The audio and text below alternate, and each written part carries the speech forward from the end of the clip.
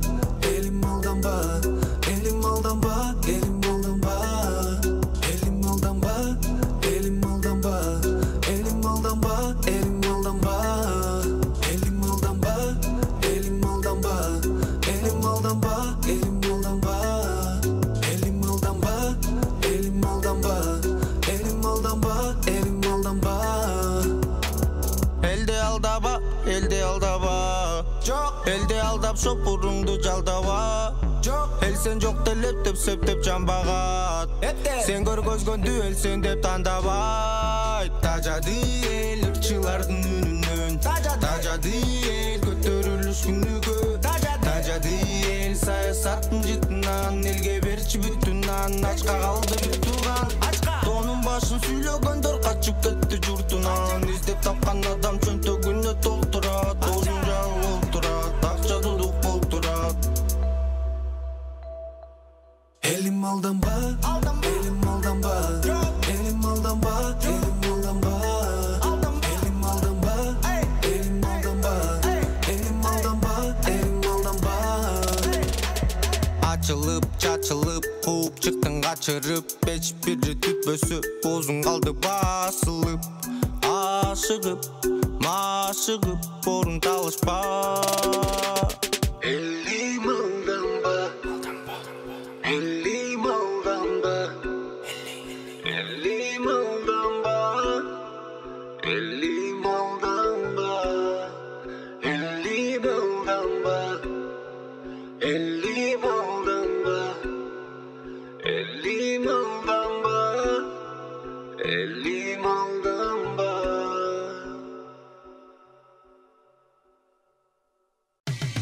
Geçtin gezekçisi Erkin Nurbayev.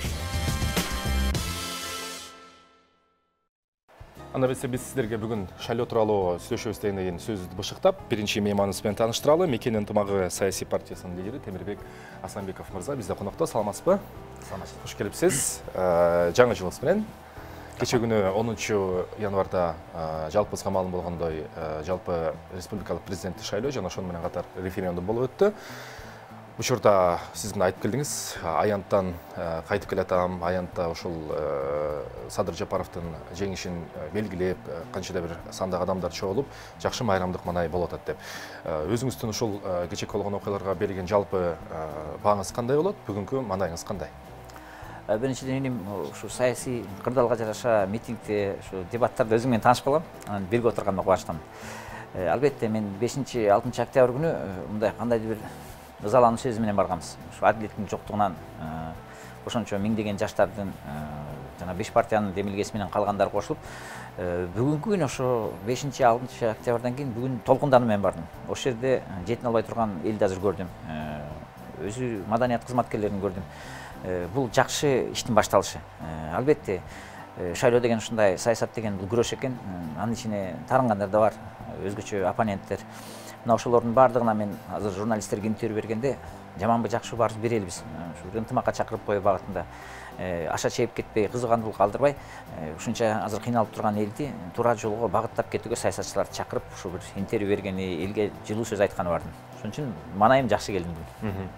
Маанайыңыз жакшы болгондун бирден бир себеби сиздин ошол саясий өнүктүктө мына октябрь айынан баштап октябрь, ноябрь, декабрь айлары кыска мөөнөт болуп калды. Ошол кайсы бир орто ченде өзүңүздүн партияңыздын атынан, өзүңүздүн атынан Садыр Жапаровдун саясатын жана кылып аткан иштерин колдойм деп чыктыңыз. Ошонун негиздемесин айтып кете аласызбы? Кайсы себептен ушул колдонуу көрсөтүүнү чечтиңиз? Рахмат. Бул нерсеге 3 нерсе себеп болду. Биринчиден, мына ушу Реформа партиясы, Чоң Казат, Иман Нуру, Ордо, Мекен ынтымагы болуп баштап, көбүнчөсүн ушу бийлик системасына аралашпаган адилет түзүлгөн топтор менен биз ушул кырдаалга түрткү болгонбуз. Ошол кырдаалдын негизинде Садыр Нуркожоевич саясий мындай фаворитке айланды. Ошонун ичинен мекенчиликтин балдары кошулду. Бул биринчиси. Экинчи маселе, өзүңөр айткандай, азыркы күнү көпчүлүк элдин мындай жактоосу күчөй баштады. Ар бир саясатчынын өзүнүн иш пландары бар, өзүнүн көз караштары, бирок ар ким эле өз карашын айта бербей, ошо коомдун каалоо тилегин да эске алыш керек. Элдин каалоосу, ишеними бул бийлик. Анан ошол маселе мына бүгүнкү күнү Садыр Нуркожоевке өтө ишеним, үмүт күчтөндү. Анан ошол кырдаалды эске алып, биз жалгыз эле пендечиликти ойлой бербей, саясатчы катары мамлекеттин эртеңки коопсуздугун, ошол чыныгы ниетиң менен болуп аткан бийлик институттарын төптөлүп кетүү маселесин эске алып, мен өзүм ушу саясатка көптөн бери аралашып жүрөм. Садыр Нуркожоевко мүмкүнчүлүк берүү, мамлекеттин коопсуздугунун багытында ошо жаштарга коюп аткан талап тез арада ушу өзүбүздүн эл аралык саясаттагы ордубузду таап кетүү максатында ушундай чечимге келдим. Ачык айкын партиянын атынан, өзүмдүн пикирлештеримдин атынан колдодум. Анткени бул тымызын кылган иш деп тура эмес, адам чечим калгандан кийин ачык айкын колдонуш керек. Ошон үчүн бүгүн ошонун жыйынтыгына жеткен үчүн өзүмдүн партиялаштарымды да, ушу пикирлеш адамдарды куттуктап, Садыр Нуркожоевичти куттуктап, өзүм ушу бир Кыргызстанга бир жакшылык келсе деген үмүт менен жүрөм. Темирбек Аз, биз сиз менен дагы сүйлөшө турчубуз абдан көп.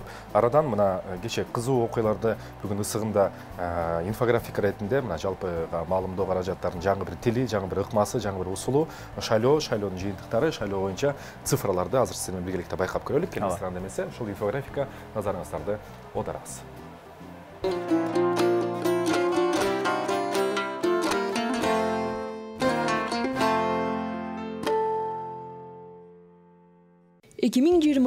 жылдын 2 январына карата шайлоочулардын гендердик жана жашы боюнча саны 471 миң жаран парламенттик шайлоодо 4 октябрда 2020 жылы форма 2 боюнча шайлоо участкаларын өзгөртүштү.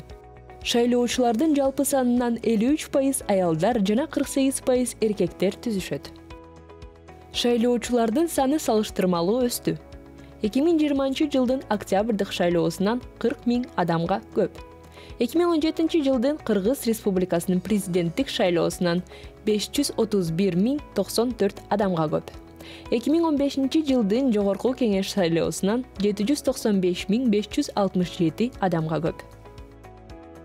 11 январдагы маалымат боюнча шайлоого катышкандардын саны 38,9% түздү. Болжол менен бул 1 миллион 388 миң адамды түзөт. Жалпысынан шайлоого 3 миллион 563 миң 574 адам катталган. Эң көп шайлоочулардын саны Ысык Көл, Ош жана Нарын областтарында. 10 январдагы маалыматы боюнча шайлоочулардын добуштары төмөнкүдөй бөлүндү. Биринчи орунду Садыр Жапаров болжол менен 80% добуш менен ээледи.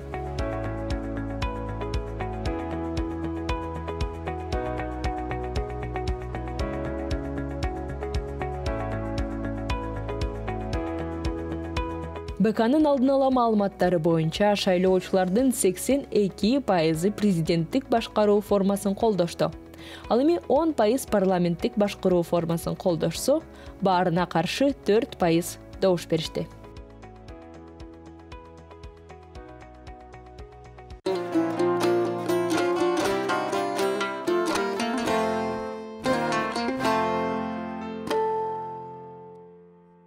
Мына ушундай сандар, ушул инфографика бүгүнкү күндүн актуалдуу цифралары десек болот.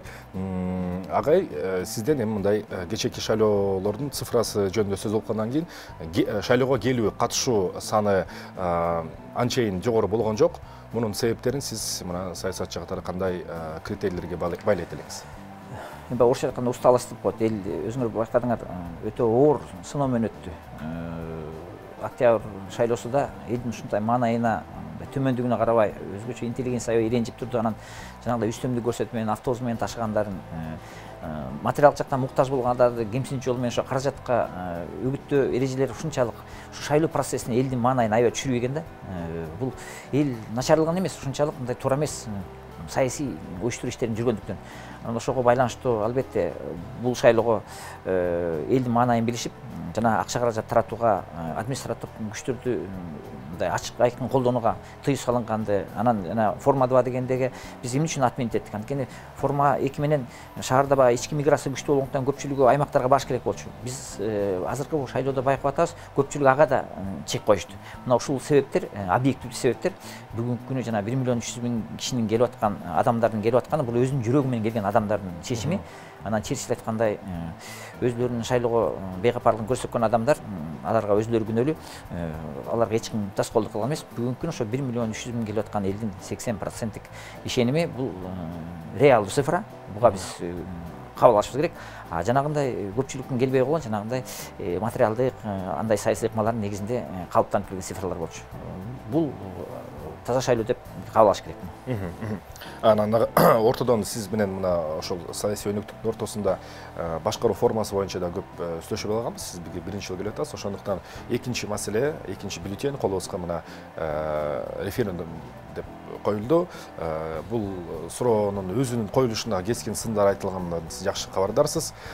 Сиздин ушул пикириңиз кандай болду? Кечээ күнү парламенттик мына көргөндө дээрлик 10%, калган 4%, 4,5% баарына каршы. Демек референдумду легитимдүү деп тааныбоо деген билдирет. Ал эми көпчүлүк албетте белгилүү себептен улам президенттик башкаруу формасын колдоп кетти. Сиз бирок Мекен ынтымагы партиясынын 3 жолу чоң шайлоого катыштыңыз.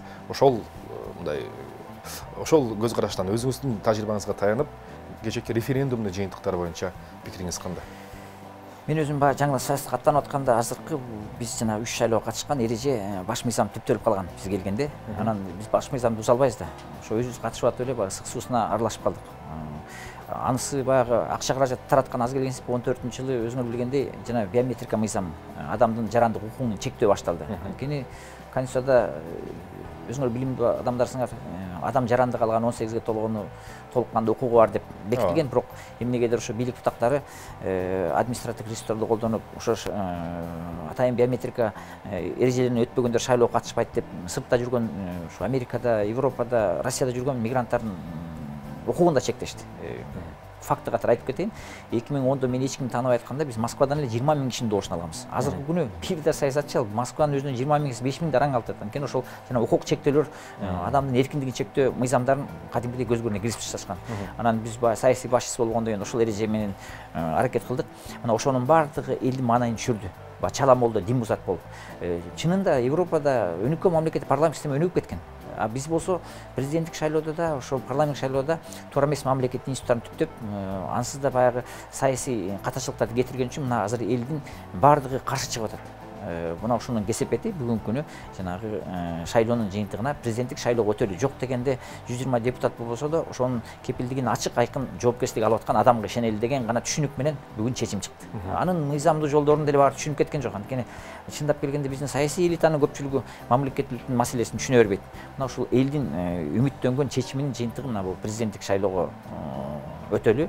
Анан азыркы фаворит болуп аткан Садыр Жапаровго карапайым элдин азыр ишенимин жыйынтыгы чыгып отурат. Эми бирок анткени менен биз ошол юристтер менен жана талдоочулар менен жаңы чыгарып жаткан жана Конституциялык кеңеш менен долбоорун таанып чыкканда негизи эле баягы сиз мамлекеттик башкаруу системасын түшүнөсүз.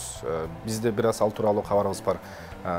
Президент эч качан 30 жыл бою эч качан өзүнүн мойнуна эч кандай жоопкерчилик арткан эмес. Аны биз жакшы билебиз. Негизги бул функцияны парламенттик башкарууда премьер-министр аткарат да.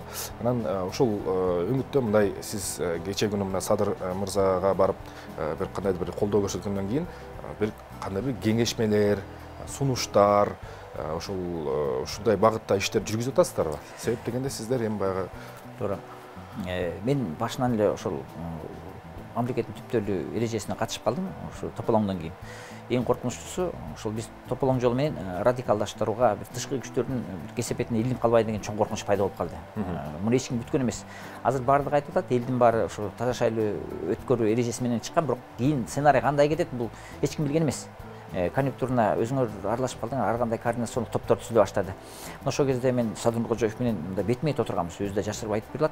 Чын ниети менен эле премьер-министрлик техникалык жагын орнотуп, бийлик институттарын таратпай, тез арада шайлоо процесстерин легитимдүү жолдор менен өткөзүп, кийинчерээк мамлекет түптөп кетели дедик. Анан мен өзүм да ошол тармакта жаштарды чогултуп, ошол кыймыл аракетти баштаган билесиз.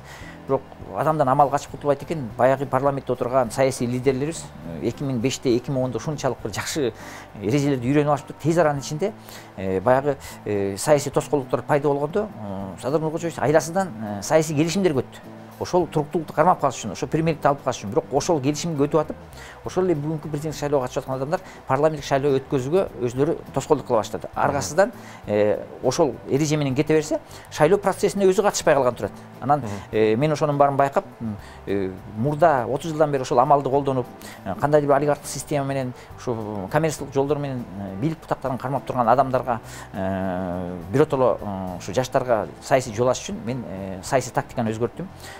Садыр Нуркожоевдун жолу менен, азыркы элдин каалоосу менен мурдагы системага аралашпаган адамдарды бийлик бутактарына алып келүү. Ошонун кесепетинен тез аранын ичинде бир айда өтө чоң саясий өзгөрүүлөр болду. Аргасынан ошо мыйзам кылтагына түшүрүп аргасыз кылып койгон үчүн Садыр Нуркожоев жанагындай конституциялык өзгөрүүлөргө тез аранын ичинде мындай эрк көрсөтүп барууга аргасыз болду. Мен ошонун баарын эске алдым. Эртеңки күнү ошол кесепеттин айынан биз эл аралык саясаттын буктурмасына келип такалып калдык. Социалдык, экономикалык маселе чогулуп атат.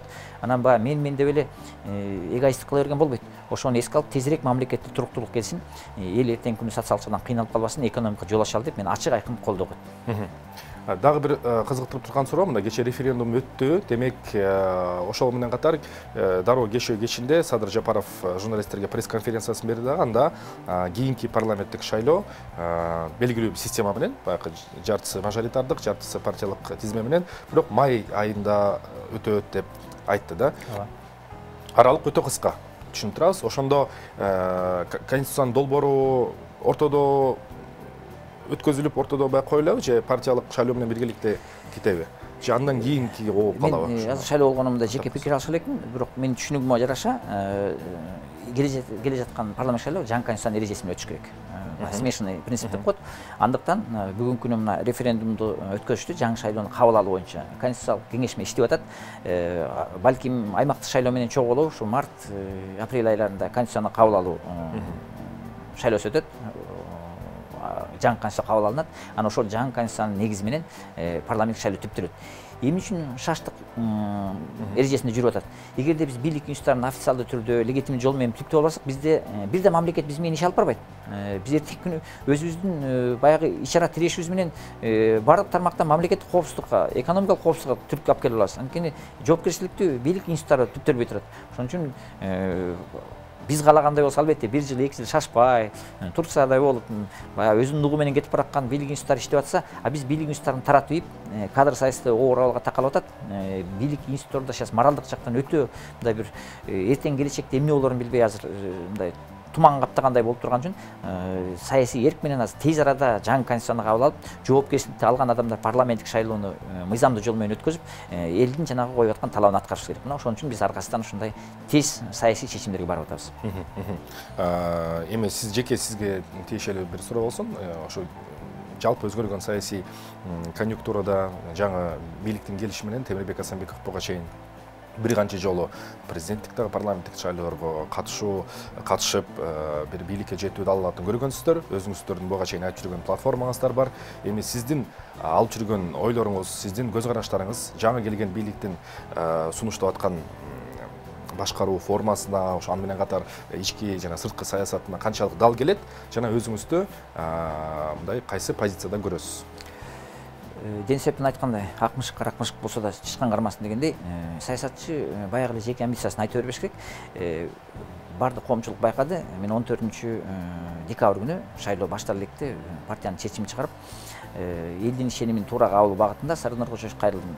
Жанагы бийлик институттарындагы иллюстрация маселеси, өзүнүн жана коомдук кызыктарды коргоо, коррупциялык ыкмаларга бөгөт коюу, криминалдык жолдорго жол бербөө, анткени бизди мындай маданияттуу цивилизация тармагындагы өлкөлөр кабыл албай атат. Мына ушул маселени сиз туура кабыл алып, жана ыңгайсыз түптөлгөн өкмөттүн сапатын тез арада түздөп кетсеңиз, тарыхта жаңы мамлекеттүүлүктүн жолун ачкантасыңар. Мына ошол чечимге биз ичара партиянын чечимин чыгарып, ачык айкын колдоого өттүк деп мен жарыялагам. Кийинчерээк мен пиар компаниясы жүрүп атканда башында баягы көп иштин маанисин түшүнө бериш кыйын да. Акылмандар көп, бирок ошол коомдук маселенин негизиндеги Садыр Нуркожоевичтин сүйлөп аткан, элге таануулап аткан риторикасы да өзгөрө баштады. Керек болсо саясий оппоненттер менен да келишимге барууга, ички саясаттын стабилдүүлүгүн камсыздоого, жаш кадрларды тарбиялап эртеңки күнү өзүбүздүн аброюбузду сактай турган мамлекеттүүлүктү өнүктүрүп кетүү багыттарын мына өзү да жарыялай баштады. Бул маселенин баары биз койгон талаптар кечээкүнкү акыркы пресс-конференцияда чагылдырды. Эгерде ушу айтылып аткан сөздөр иш жүзүндө аткарылса, бизде ачык кандай бир саясий мындай келишпестик болбойт. Албетте анда биз колдон келишче жардамыбызды беребиз. Мен саясатка барган себебим, бул саясат өзү максат эмес, бирок ошо саясий жолдон мүмкүнчүлүк алмайынча реформа кылууга мүмкүн эмес. Баягы үйдө туруп кыйкыра бергенден эл тааныбайт дегендей, саясий жолдор менен коомдук ишмер катары мына өзүңөр жаштар да катыша баштадыңар. Биз ошо элдин ишенимине жетмейинче, ошол мүмкүнчүлүктү мыйзамдуу жол менен алмайынча, жана айтып аткан талаптын баарын иш жүзүндө аткара албайбыз. Ошон үчүн биринчи саясий жолго катыштык. Бирок убагында ошо Алмаз Шаршенович, Жолсуз Сооронбай Шарипович баары ошол биз айтып аткан жана Садыр Нуркожоевич койгон талапты аткарууга макул болсо, биз сөзсүз түрдө колдоп бермекпиз. Бирок тагдырга жараша ал маселе чечилген жок. Бирок тарыхтан сабак алып, өзүнүн саясий запкы чеккен Садыр Нуркожоев бүгүнкү күнү ушул маселени терең бир ойлонуп туруп жыйынтык чыгарат деген бир үмүтүбүз бар. Демек, сиз жалпы ошол колдооңузду мындай жалпы эл катары үмүт деп, үмүт шамы деп белгилеп. Адам баласы негизи үмүт менен жашайт, бир күн болсо да. Садыр Нуркожоевичке конфронтация көрсөтүп жаткан саясий оппоненттердин катарында калың бир мындай калың катмар деп элек эми азчылыкта, бирок белгилүү буга чейинки беделдүү саясатчылар, юристтер, конституционалисттер чыгып атат. Ар дайым анын ар бир кылган кадамына өзүнүн юридикалык жана саясий бааларын берип жатышат. Анан мындай бир маанайларды байкасам, жалпысынан тилекке каршыбы же саясатта ушундай болобу? Садыр Нуркожоевичтин келечегин божомолдоо, анын келечектеги жолуна божомол салуудагы мындай ставка коюулар башталды да, бул ачык түрдө эле. Мисалы бардык марамат каражаттардын интервьюлору айтылып атат, сөздөр айтылып атат. Ушул мөөнөткө чейин барат депчи, көпкө барбайт деген таризде көбүнесе. Эмне үчүн көпкө барат деп сиз эсептейт элеңиз? Анткени бүгүнкү күнү бул бийлик элдин ишеним көрсөткөн эл чыдамкайлык көрсөтөт. Бүгүнкү ушунчалык чоң рейтинг менен чыгып атканы бул Садыр Жапаровго өтө чоң бир салым кошуп берип атышат да. Кыйналса да чыдап берет. 1-2 жылдык, 3 жылдык жакшы бир мүмкүнчүлүк бар. Анан жанагы юридикалык жактарын айтып атышат. Туура, юридикалык жактарын айтып аткан себеби ал эгерде юридикалык эрежелер сакталбаса, бүт дүйнө болуш эреженин негизинде жашайт. Бизге жана экономикалык багытында жол ачылбайт. Инновациондук жолдор да ачылбайт. Албетте, кыр көрсөтпөсөң саясат буш талаш тирешкен, убагында ошол жол менен келген Садыр Нуркожоев болобу, анын жакын командалар болобу, баары коомдун талабына жараша мыйзамдуулукка эрте кеч өтөт. Чындыгында акылмандуулук кылып, аталык сезим менен ошо жана билимдүү чет өлкөдө окуган жаштарды юридикалык сунуштарын кабыл алыш керек. Бул эми саясий жыйынтык чыккандан кийин, мүмкүнчүлүк алгандан кийин ар бир адамдын өзүнүн мүмкүнчүлүгү дейт, жана Уоррен Баффет айткандай, ким менен жолукпайын, ар бир адамдын өзгөчөлүгүнөн бир өзүмө бир жакшы бир байлык алам дегендей, жаманбы жакшыбы болгон элибиз ошол. Ошолордун бүт ресурстарын колдонуу багытында учурда Садыр Нуркожоев бүгүнкү күнү мен чечим чыгарат деген бир жакшы бир үмүтүм бар. Анан ички стабилдүүлүктү камсыз кылмайынча бизде эч качан баягы үй бүлөдө тынчтык болбосо кошуна менен тил табашпайсың дегендей, бул саясий муктаждык. Ошон үчүн мен азыркы күнү айтып аткан себебим ошо маселе көтөрүп аткан адамдарга да мен ыраазымын. Ар бир адамдын талабы бар, кандай болот, алардын баарын эске алышыбыз керек. Мына ошондо гана ички саясий стабилдүүлүк биздин саясий аброюбузду эл аралык саясатта көтөрүп, анан экономика жана юридикалык маселелер чечилет. Азыркы күнү саясий кырдаалда өтө чоң бир тоскоолдук турат. Ушул бүгүнкү шайлоо процессине келип, азыркы элдин ишенимине жетиш үчүн айласыдан Садыр Нуркожоев көп ыңгайсыз саясий келишимдерге барды. Ыңгайсыз аткаруу өкмөттөр түптөлдү. Кээ бир саясий ишмерлер мындай шантаж жолдору менен барып отуруп калышты. Мына ошол бийлик институттарын азыркы күнү тазалап, олигархтык системадан, финансылык корпорациялардан кутулуу, анткени алар улуттук кызыкчылыкка үстөмдүк кылышат. Мына ошолорго стратегиялык жактан күчтүү саясий кадрларды топтоп, анан жаштарда демилге күчтүү, бирок сабырдуулук аз болуп атат, тажрыйба жетишпей атат. Ошолорго атайын илимий окуу жайларын тезирээк жана Япония, белки Британия жолдору сыяктуу тез арада мындай Сингапур жолдору менен окутуп, биз жакшы бийлик институттарын түптөп келсек, албетте сапаттуу иштеген бийлик институттары сөзсүз түрдө адамдын ресурсун туура колдонуп, экономикага жол ачылат. Ошон үчүн ар бир адамдын ой пикирин сыйлаш керек. Кайсы мамлекеттин тарыхын карабайлы өзгөчө көптөгөн жылдар бою коррупциялык сазга малынып калган мамлекеттерде эң күчтүү жана ошо көчөк артындагы баарын башкарып, баардыгына көзөмөлгө салып, баардыгына ушул мындай кукловод сыяктуу ойноп турган бир уч адамдар бар. Алар саясий элиталар. Саясий элита дейбиз, жана алар бара-бара ошол олигархат деп аталып калат дагы. Анан ошол жалпы саясий ишмердүүлүккө өзүнүн эң бир чоң таасирин аны менен кошо запкысын берет. Кыргызстанда ал элита бар. Ал адамдардын фамилия, аты жөндөрүн деле бүгүнгө чейин телевидениеден укпаган деле адамдарын көп. Анан ушул олигархат жана келечектеги ушул жаңы келген бийликтин ортосунда мамилени биз жардамалык түрмөктөн кийин сүйлөшөлүк агай. Азырынча ойлонуп туралык, өзүбүзчө кеп алышып туралык. Биздин берүүбүздүн негизги демөөрчүсү биздин башкы өнөктөшүбүз Имарат Прогресс курулуш компаниясы. Бул курулуш компания тууралуу жарнамалап блоктон кийин андан кийин кайрадан Темирбек Асанбеков менен болгон маекте улантабыз.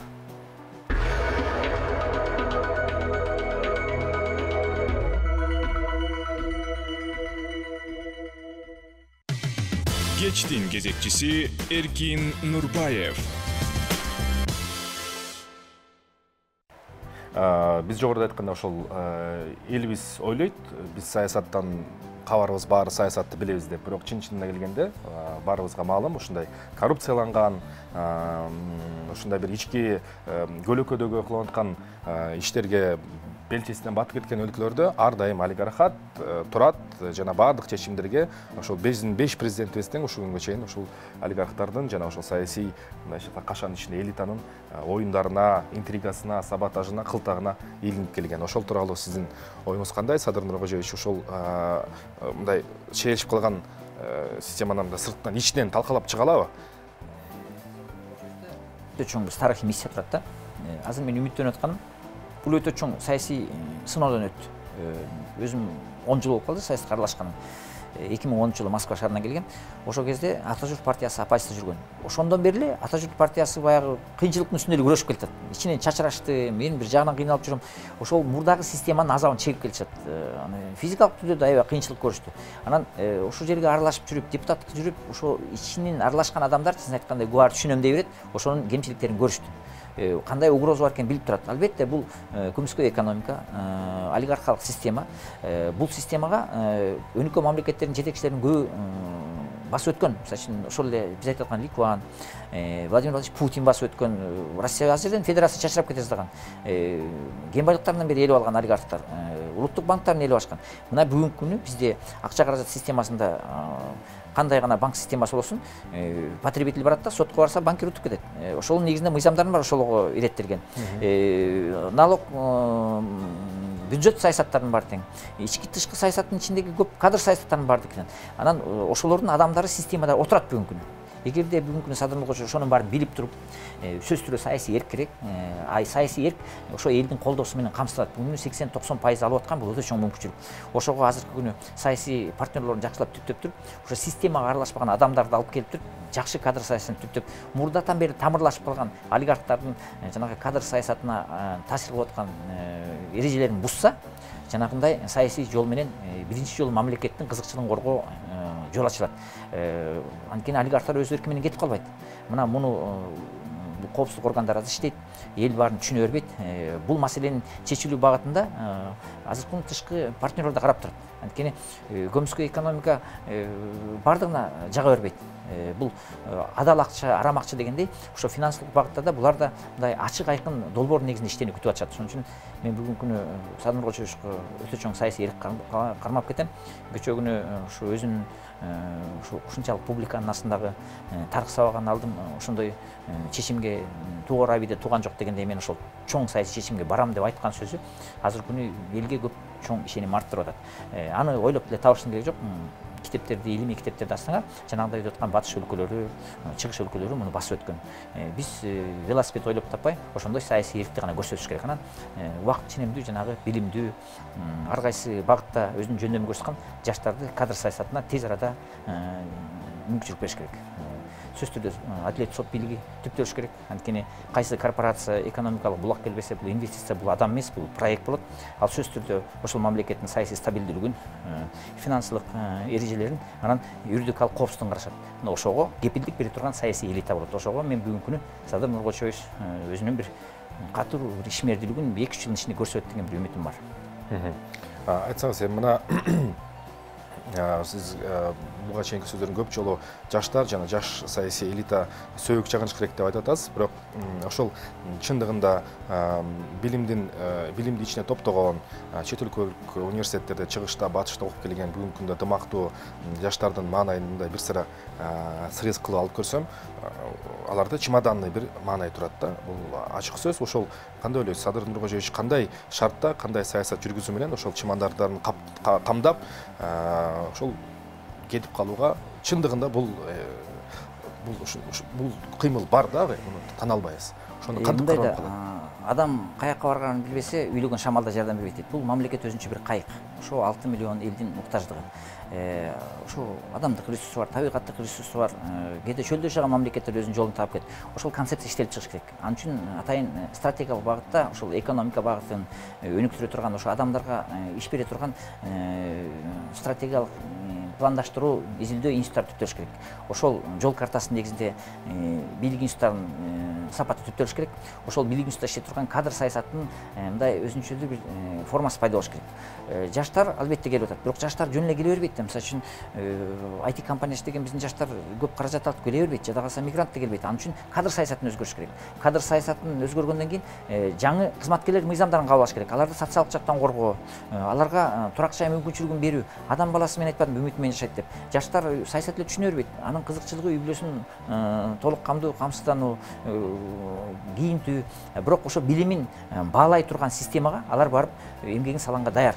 Мен муну өз башыман өтүп калгам. Жаш кезимде чет элде окуп келип, бийлик институттарынан жумуш таппай кетип, бирок защита молодым специалист деген мыйзамдар бар экенин атайын. Аларды ушу бутуна туруп кетишикти социалдык жактан коргоо мыйзамдары ушу Англияда, Россияда, Турцияда колдонуп атканын көрүп, көрсө жаштарды колдонуп кетип атайын эрежелер кабыл алынган. Анткени буту басар элек балага велосипед тептирген болбойт да. Ошон үчүн ошол жаңы келип аткан кадрга социалдык жактан муктаждыгын чечип берүү маселеси бюджетте каралып, анын эртеңки күнү салымын үзүрүү чоң болорун биз саясий деңгээлде чечишибиз керек. Анын үчүн жакшы парламент түптөш керек. Парламентте ошол кадр саясатынын маанилүүлүгүн, акча саясатынын маанилүүлүгүн, ошо бийлик институттарынын сапаттуулугун түшүнгөн адамдар эртеңки күнү Кыргызстандын өзүнчө бир мамлекеттик моделин иштеп чыгышат. Ошого мен колумдан келишинче кеңешүүгө, салымыбызды кошууга, анан жалаң эле баягы саясий оппонент болсо эле алар деле каршылык көрсөтө бериш керек. Мен негизи эле өзүм ушу саясий иштерге аралашкан адамдарга ката кетсе да сыйлайм. Бейгапар адамдан Кудай сактасын дейт. Ушу ката кетишсе аракет кылып алган адамдарды жаманбы жакшы бир туугандар экен, туура эмес жактарын тизгинин тейип, анан жанагы иштелип чыккан стратегиялык багыттагы эрежеге аткара турган жөндөм болсо биз баардыгын колдонушубуз керек. Керек болсо Америка кандай себеп менен адам ресурсу менен чоңойду. Ошол 200 миллион миграциядан келген, Лондондон келген, Испаниядан келген кыйын адамдар келгенде ошолор Америка мамлекети түптөп кетти. Экономиканын эң чоң потенциалы бул адам ресурсу. Адамдын акылы, акылынын жөндөмү. Өзүңөр айткандай бүгүн мына digital economics да, цифровой экономика өттүк. Ошон үчүн керек болсо жалаң эле 6 миллион эмес, Кыргызстандын бүгүнкү 198 миң квадраттык территориялык муктаждыгы бул 3 Закавказ Кавказ өлкөсүндө биз 15-20 миллион адамдын жөндөмүн иш менен камсыздоого жакшы бир мүмкүнчүлүгүбүз бар. Ал үчүн жанагындай стратегиялык багытта, илимий багытта мамлекеттин өнүгүп кетүү социалдык экономикалык маселеси иштелип чыгыш керек. Кыргызстан оңой өнүгөт, анткени коопсуздук маселесин ОДКБ мамлекети жардам берип атат. Биз космоско учуп атпайбыз. Бизде социалдык гана муктаждыктар бар. Ошонун баарын эске алсак, көмүскө экономиканы чечсек, анан жанагы финансылык корпорациялардын бизге үстөмдүк кылып аткан эрежесинен мамлекетти кутулсак, биз сөзсүз түрдө өзүбүздүн бир жакшынакай, бирөөгө тоскоолдук кылбаган мамлекеттик моделди иштетип кете алабыз. Демек айтсаңыз, сиз парламентте өзүңүз баалайсыз да, парламенттик башкарууну, парламенттин өлкөдө өнүктүрүүдөгүнүн өзүнүн ролу бар. Мен бул маселени эмне үчүн көтөрүп атам? Мисалы үчүн чоң табигаттык ресурсу бар мамлекеттерде президенттик баягы бюджет чоң болгон үчүн социалдык маселени чечип, ошол адамдын аброюн сактай турган социалдык экономикалык да мүмкүнчүлүк болот. Кыргызстанда андай ресурс жок. Муну Садыр Нуркожоевич эрте кеч түшүнүп калды уже. Кен байлыктардын эми өтө мындай кирешелүү жактары бар. Нефть, газ. Бизде жанагындай алтынды эле уже казып бүттүк. Биз только адамдын жөндөмүн гана сервис экономикасын ачыш керек. Мына Кыргызстанда мен өзүм экономист катары 95% частный компаниялар бюджет толтуруп атат. Мамлекеттен мындай институттар тоскоолдук кылбаса эле алардан киреше жок. А бул эмне себептен болот? Ошо биз элдин жөндөмүнө жараша, ошо кичинекей жана кафесинен баштап туризмди өнүктүрүп аткан балдардын, ошо товар ташып аткан балдардын жөндөмү менен гана бизде кичине кандай бир салык саясаттар жүрүп атат. Ошого да биз жанагы коррупциялык жолдор менен иштетпей көмүскө экономика күчтөндүрүп, жанагындай балдардын маанайын түшүрүп чет өлкөгө кетип калышат. Ошон үчүн ошол маселелерге чечүү үчүн биз адамдын инновациялык ресурстарын ачуу үчүн биз жанагы келишим негизиндеги система иштеш керек. Албетте, переходный этап деп коет. Парламент системаны бузган үчүн Садыр Нуркожоевич аргасынан өзүнүн керт башын сайып, президенттик жол менен ошол мурда түптөлүп калган олигархтык системаны туура эмес калп парламент системаны талкалоого бартат. Бирок эрте кеч жанагындай инновациялык жолго ача турган келишим системасын, коомчулуктун кызыкчылыгын коргой турган мамлекет системасын түптөп кетсе, сөзсүз түрдө тарыхта калат. Жаңы муундар башка эреже менен өтөт. Анан ошого биз азыр күнү колдон келген жардамыбызды беришибиз керек. Садыр Нуркожоевичке айтылган баягы колдоо абдан көп болгондуктан ал нерсени биз дагы түшүнүп турабыз айкын. Бирок ошол даректүү көздө айтылган дагы ошо Кытай маселеси мен аны да көтөргүм келбей эле негизи. Бирок эң негизги мындай жосундуу жөндүү критикадан бири бул ошо Минск-Бишкек ортосундагы байланыш болуп атат да. Сиз ошого өзүңүз 10 жылдан бери жүрөсүз. 10-жылы дал ушул Бакиевдер кланын кетиргенбиз, мына канга бөлөнүп аянтыбыз. Кандайдыр бир байланыштар бар экенин сезип көрүп билип байкап көрдүңүзбү? Мен Москвадан келгенде Акаев жиберди деп айткан ушактар чыккан, билесизби? Анан Казакстан жиберди деп. Мына ошол сыяктуу бул адамдын баягы амалдуу жолдору. Мен Садыр Нуркожоевди эч кандай бийликке барбай эле ошо саясий куугунтта жүргөндө 14-жыл Москва шаарында жолуккам. Өзүмдүн үйүмдө келип чай ичип кеткен. Ошол жерде отуруп эч кимге жардам бербей эле метрого түшүп эле ошо мигрант балдар менен жанагы мамлекеттүүлүктү ызаланганын айтып жүргөн өзүм күбө болгом. Анан эгерде Бакиевдер ошондо көрсө эле мен Садыр Нуркожоевич ошол жерде бир ак мерседес менен бийип, анан ошо мигрант жүргөн балдарга чай берип жүргөнүн көрмөкмүн. Мына бул Кудай астында калп айтпаш керек. Өзү келип, анан мен даже Садыр өзүм мындай жакын адам болгон ачык эле айткам. Азыркы күнү мыйзамдуу жол болгондон кийин азыр барсаң эртеңки күнү үй бүлөң менен запка чегип калышы мүмкүн. Алмаз Шаршенович өзү одиозный саясатчы. Азыр саясатта бир шайлоо процесстиги жүрбөйлү. Эртеңкисин жок, мен элдин ишенимине, ошо элдин кызыкчылыгын коргоо үчүн барам деп мындай ичара жеке отуруп сүйлөшүүлөр болгон. Эгерде ошондой эле болуп кетсе, анда мен ошол жерде Курманбек Салиевичтин акчаларын көрмөкмүн. Балким экөөбүз чай ичмекпиз. Бул өзүм мындай инсан катары айтып атам. Анан бул системада 30 жылда ким аралашкан жок. Кыргыздар жаманчылык болгон жерде, жакшылык болгон жерде тояшта баарлар аралашып жүрөт. Матраевдин эле тоюнда, Бакиевдин эле тоюнда, анан адам ошол жерге барып калса эле, бул адам ошо менен байланыштуу болбойт. Ошол сыноо тагып аткан адамдардын баардыгы ошол президенттер менен иштеген. Мисалы үчүн иним сиз айтсаңыз болот. Ушундай сынып таксаңыз болот. Система аралашпаган мен айтсам болот. Анан өзүлөрү ошол мурдагы президент менен аралашып жүргөн кишилердин Садыр Нуркожоевичтин байланышы бар. Анан чындап келгенде Кытайга сатып ийет деген сөздөр бул такыр эле бир обужоктук да. Чындап айтсам, түрмөдө отурган бала да кыргыз бала Кыргызстанды сүйөт. Анан адам иш баштай электе, ошол иш жыйынтыктардын чыккынчылыгын көрсөтө электе жала жаап коюу, бул мен айтам, бул саясий, бул такыр бир текеберчилик туура эмес иштер. Мен өзүм ушундай бирөөгө сын таккандан алыс болом. Негизи эле ушу чет өлкөдөн ушу билим алып башкача тарбия көрүп калгандыктанбы, биздин саясатчылар дайыма эле бирөөнү сындагандыгын айтышат да, жакшылык жагын такыр көрбөйбүз. Японияда өзүңөр билесиңер, императорда жөнөкөй адамдын мындай кемчилигин көрсө да көрмөксөн болот. Бул өтө төмөн маданияттуулук деп эсептелет. Биз ушул сындоо жагынан, бирибизге мындай текебашчылык кылуудан бир маданият жагына өтсөк, жакшы жагын жакшы деп, жаман жагын жаман деп, мына ошондо биз мындай маданияттуу элге үлгү көрсөтөн саясат багыты ачылат деген бир үмүтүм бар. Ошондуктан ошолор кетирген катарына Садыр Нуркожоевич кетирбесин, айкөлдүк көрсөтсүн, ынтымактуулукка чакырсын.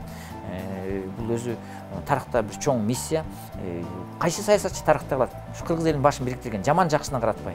Ошон үчүн мен өзүм да ушу партиянын атын ынтымак деп койгон болчумун. Болгону гана бир эки кайрат калайм. Анан жаман жакшы болсо да жанагындай таарынып аткан, эмоция калтырып аткан саясатчыларды бир каякка отургузуп, мамлекеттүүлүккө салымын коштурууга түрткү болуп берсе, ошондо жаштарда туура үлгү менен мамлекеттүүлүккө салым кошот. Мамлекет ушундай куралат экен деп, мамлекет институттарынын начарлыгы, коомдук аң сезим төмөндүгүн өзүңөр билгендей чет өлкөлүк мындай мамлекет түзүлгөн жетекчилер айтып атат. Ага заланбаш керек, чындыктын ачуусуна туура кабыл алыш керек. Анткени эми муну үчүн айтып аткан себебим мына 203 баланы сөөгө келип атат. Канча карындаштарыбыз азап чегип атат. Азыркы күнү шаардагы билимдүү балдардын баары грин карт издеп жүр. Ошол билимдүү балдардын баары кетип калса, каяктагы экономика? Биз мал салы менен алыс бара албайбыз да.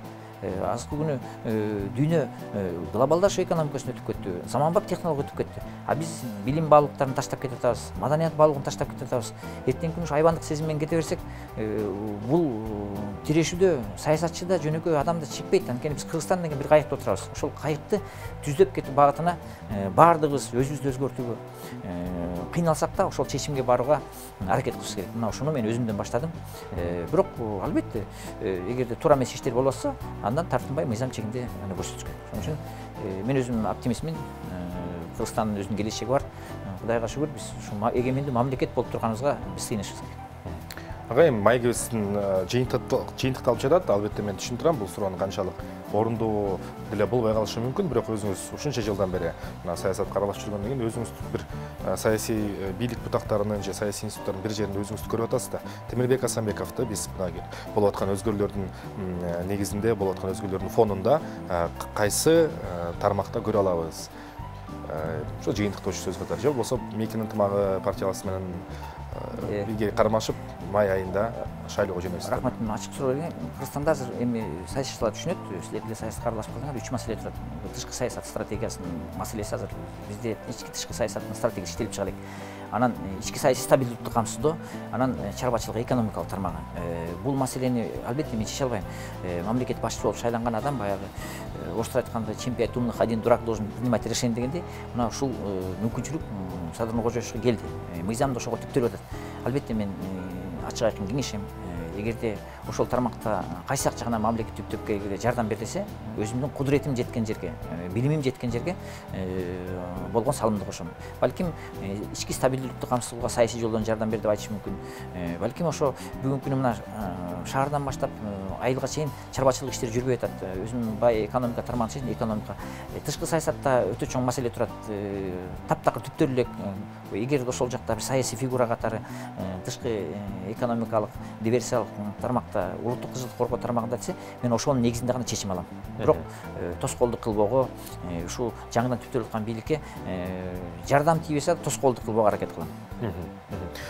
Рахмат, агай, оптимисттик маанайыңыз үчүн рахмат, позицияңыз үчүн рахмат, ишиңиздерге ийгилик коштосун, өлкөбүз өнүгүү жолуна түшсүн, баардыгыбыздын тилегибиз бир эле. Андыктан биздин бүгүнкү мейманыбыз кечээки ысык саясий окуялардан кийин МЭКнин ынтымагы саясий партиясынын лидери, саясатчы, экономист Темирбек Асанбеков болду. Бир аздан кийин кайрадан көрүшөбүз. Бизден алыстамай жок, эфирибиз уланат. Азыр жарнама.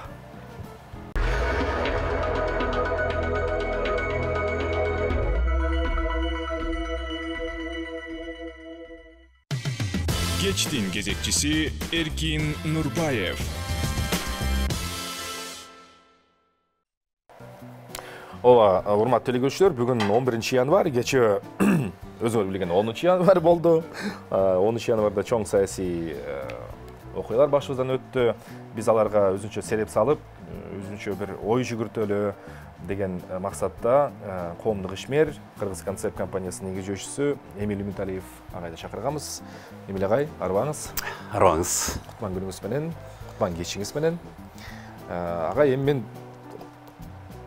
биринчи эле суроону, биринчи эле ошо маегибиздин башатын кечээки болгон окуяга Эмиль Үмүталиевдин берген негиздемеси баасынан баштагым келип турат. Кандай баа берет элеңиз? Кечээ Кыргызстанда эмне болду? Эртего дейм, толук бааны, толук пикирди айтышка эртего дагы биз көп нерсени түшүнгөнгө аракет кылышыбыз керек. Ойдун баарын калыптандырып, анан кийин дагы көп талкууларды жүргүзө турган мезгил келди. Бирок эки тараптуу же үч тараптуу пикирлер эмитен келип атат ойга. Биринчиден, бул окуялар тынчтык жол менен башталган жок да. 4 октябрдан кийин болгон тополоң, бийликтин алмашуусу, өкмөттүн алмашуусу, андан кийин президенттин алмашуусу, андан кийин толук бир пикирге келишпеген, бирок талаш, тартышка же болбосо ар түрдүү пикирлерге же ар түрдүү сынга алынган жогорку кеңештин чечимдери, шайлоо жөнүндө, андан ушу конституцияга тиешелүү чечимдер. Ошон үчүн азырынча биз толук бир бет болгудай шарт болуп калды дегенибиз эрте. Чечимдер кечээки шайлоонун чечимдерине макул болгондор бар, бирок ошол шайлоонун өзү күмөн дегендер дагы бар да. Анын баарын эске тутуп жүрөлү. Бирок азырынча тынчтык маанилүү элдин тынчтыкка жана биримдикке жана өнүгүүгө кылган кадамдарына бир бет болуп кандайдыр бир аракет кылып көрүүсү абдан маанилүү. Эми аны менен бирге ушу бүгүнкү күндөн баштап каалоо айткандардын баардыгы ар ким өзүнүн көз карашындагы каалоолорду эмитен топтоп аракет кылып атат. Бул жакшы нерсе.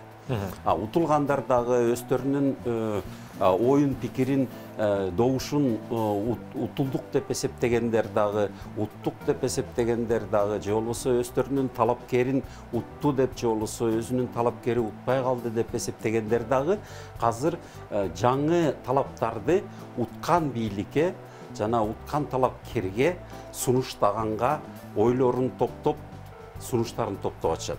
Бул абдан жакшы нерсе. Эми биз оор сыноодон өтүп атабыз да. Аябай оор сыноодон өтүп атабыз. Биз 30 жыл бою өзүбүзгө дагы, дүйнө жүзүнө дагы демократия куруп атабыз деп убада берип, жана жарыялап, жана бир кандайдыр бир иш аракеттерди бир астыга бир артка кетип атып, ошол убада менен жашап келгенбиз. Азыр биз кандай бийлик курган атабыз толук түшүнүксүз. Президенттик система болушу демократиянын өнүгүүсүндөгү система болобу, же болбосо бул демократиядан тетири авторитарлык системага бурулган форма болобу. Анткени президенттик же парламенттик деген бул формада. Бирок анын түбүндө бул плюралисттик система болобу, демократияны өнүктүргөн, элге бийликти көбүрөөк ыйгарып берген система болобу, бийликти, өкмөттү, аткаруучу бийликти элдин көзөмөлүнө койгон система болобу, же болбосо элдин пикирин, элдин катышуусун четке каккан авторитарлык система болобу. Азыр толук түшүнүктүү боло элек. Мындан ары дагы талкуулар болот. Азыр өзүңүз билгендей, биз азыр дагы конституциянын текстин, конституцияны дагы мындан ары кандай конституциянын ичиндеги тексти жана конституция сунуштаган беренелер кандай түрдө сунушталат, ошонун баардыгы дагы чоң талкууга ээ болот окшойт. Анан кейін мұның арқасынан дағы шайлоолор болушу керек да. Жогорку кеңештин шайлоосу болуш керек. Дагы деле эгерде конституция аябай өзгөрүлүп кетсе, президенттин укуктары, милдеттери аябай өзгөрүлүп кетсе, аябай деле эмес, дегиле кичине дегиле өзгөрүлө турган болсо, анда конституция өзгөрүлө турган болсо, анда президентти да кайра шайлаш керек да. Ошондуктан бул жылда шайлоо көп болот окшойт, талкуу көп болот окшойт. Дагы элдин ушу өнүгүүдөгү жана өзүнүн эркиндигине умтулуусундагы эркиндикке жететириби аны да көрө турарбыз. Иш кылып элдин жашоосундагы жана мамлекеттин куруусундагы чоң сынактар дагы алдыда. Агай, мындай да элге 80%, көчөгүнүн 80% референдумда президенттик башкарууну колдойбуз, бир киши жана жоопкерчилик деп өзүнүн эң элементардуу каалоосун айтышты да. Бирөө болсо ошол бирөөнү карап туруп, ошол кишиден жыйынтыгындагы суроосундагы бардыгын бир кишиден сурасак депчи. Анан сиз айтып өттүңүз, мына демократия жакты көздөй кетеби же автократия жакты көздөй кетеби деп айттыңыз. Бирок мындай карап отурсак, элдин каалоосу бүгүн дагы эле күчтүү муштум столдун үстүнө катуураак койгон, бардыгын тизген, анан керек болсо ошол мамлекетти алып кетүүдө макул болбогон күчтөр менен же башкача ойлонгон күчтөр менен эсептешпей, түп тамыры менен жокко кылып, бир нукта алып кетүү деген ушундай бир кыял бар да. Эскиден калган кыялбы же мына Советтер Союзу тураганына 30 жыл болду, куралганына 70 жыл болду дээрлик. Мына биз 100 жылдык бир кылымдык тарыхты ошол жашап келатабыз. Бирок дагы эле ошол ностальгия, дагы эле кандай айтсам, мындай бир бетке анан кичине копол айтканда Сталин сыяктуу бирөө келсе, бардыгын тизгинге алса, баарын кырчысын кырып, отургучусын отургузуп, бирок бизди алып кетсе деген ностальгия бардай да. Эми үч нерсени белгилей кетели. Биз такай эл деп жалпылаштырганыбыз, бу дагы биздин коомчулук жөнүндөгү илимди толук терең тааны элек деңгээлдегибиз билинип калып атат да.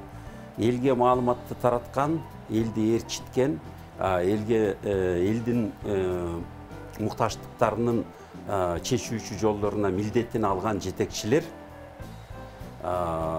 жокту. Эл бардыгы, эл ошондой чечти, эл ооба, эл добуш берет. Анан бирок кимдин түшүндүрмөсүнө ишенип добуш берди, ал дагы изилденчү маселе да. Бүгүнкү күндө ошо элдин атынан, элдин көйгөйүн, элдин камын көрөбүз деп милдет алган жетекчилерде да маселе. Булар эмнени көздөгөн жетекчилер, канчалык ниеттери ак жетекчилер жана канчалык милдеттерин ак аткарат. Бул дагы чоң маселе, аны убакыт сынайт. Экинчиден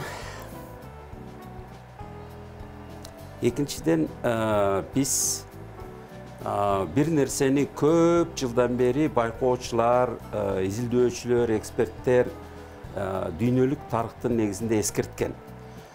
Коомчулукта кедейлердин санын өтө көбөйткөн жана ошо башка элдин акысын жеп, аз адамдардын тез жана көп бийик деңгээлде байып кетиши бул абдан чоң коркунучтарга алып келет депчи. Бул популисттик, фашисттик болобу же болбосо кандайдыр бир өч алуучу бир чоң төңкөрүлүштөрдү, конфликттерди керек болсо жарандык согушка дагы түртүүчү шарттар түзүлүп кетиши мүмкүн деп. Биз 90-чы жылдардан бери ошого башында ортоңку классты көбөйтөбүз, элге өзүн өзү багуусуна шарт түзөбүз, чакан орто бизнестердин саны көбөйсүн, окаттары көбөйгөн өзүнчө эгемендүү бизнес, экономикалык ишкерликти жүргүзгөн адамдардын, үй бүлөлөрдүн катмары кеңейсин, көбөйсүн, ошондой адамдар деп талап кылдык элек. Анан бирок 2000-чы жылдардан кийин өзгөчө ушу акыркы 10 жылдыктын ичинде биз ошол катмарды кайра суюлта баштадык. кайра чакан орто бизнестерди куугунтуктап, алардын үлүшүн олигархтарга, коррупционерлерге тарттырып, анан жөнөкөй адамдардын жумушсуз калып, чакан бизнестер жабылып, майдаланып, же болбосо жөнөкөй адамдар жумушсуз калуусуна өтө чоң түрткү кылып таштадык да. Бул коркунучка алып келет. Бул коркунучка алып келет. Өзгөчө ошол үй бүлөлөрдүн жумушсуз жана оокатсыз калган үй бүлөлөрдүн жаш мууну аны кечирбейт. Аны доолайт. Ошондуктан жанагы куздурабыз деген сөздүн ушунчалык тарап кетиши ошол себептен. Бул кандайдыр бир нааразычылык ошончолук көп адам ал нааразычылыкты топтоп жүрүп, анан бир күнү атырылып, ушу азыр дагы бул чети. Мындан дагы оор акыбал болуп кетиши мүмкүн, эгерде бийликтегилер эл менен эсептешпей койсо. Элдин оокат жүргүзүүсүнө эгерде шарт түзүп бербей, аларды ушундай жакырчылыкта кармап тура берсе, тискинин тартып, басмайылын тартып, кармап тура берсе, анда бүгүн болбосо эртең кайра атырылып чыгат бул масса, бул элдик масса. Үчүнчү себеп менин оюмча, бул геосаясаттык себеп. Биз байкап келатабыз, муну айткыбыз келсе да айткыбыз келбесе дагы, бирок акыркы 20 жылдан ашуун бизге көбүрөөк үстөмдүк кылган орус телевидениясы Сталинди өтө кайра эле көбүрөөк даңазалай баштаган. Кайра эле мурдагы Сталиндин элге кылган зомбулугу жана элге кылган репрессиясы акталып, жана элдин эркиндикке умтулуу аракеттерине жол берилбей, кайра ошондой мындай бир кол, бир муштум, бир күч керек деген сөздөр идеологиянын кайра каптап келиниши көрүнө эле болгон. Биз болсо кыргыз эли ошо орус идеологиясынын үстөмдүгүндө анын аркасынан ээрчип, кыргыз мамлекеттик маалымат куралдары ошол эле сөздү кайталап эле, ошол эле сөздү кыргыз тилинде көчүрмөлөп эле, ошонун артынан ээрчип калганбыз. Ошон үчүн бүгүнкү күндө кандайдыр бир демократиянын, эркиндиктин кереги жок, дүйнөлүк өнүгүүнүн кереги жок. Бизге бир чоң муштум керек, бизге хан керек, бизге ачоо керек деген сөз. Менин оюмча ошол үстөмдүк кылган орус дүйнөсү деп аталган, русский мир деп аталган идеологиянын бизге болгон таасиринин кыргызчаланышы. Ошон үчүн биз муну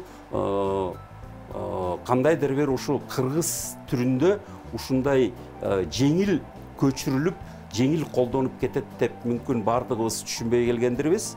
Бирок ошол саясаттын таасири тийип атканы ал мурда эле байкалган болчу.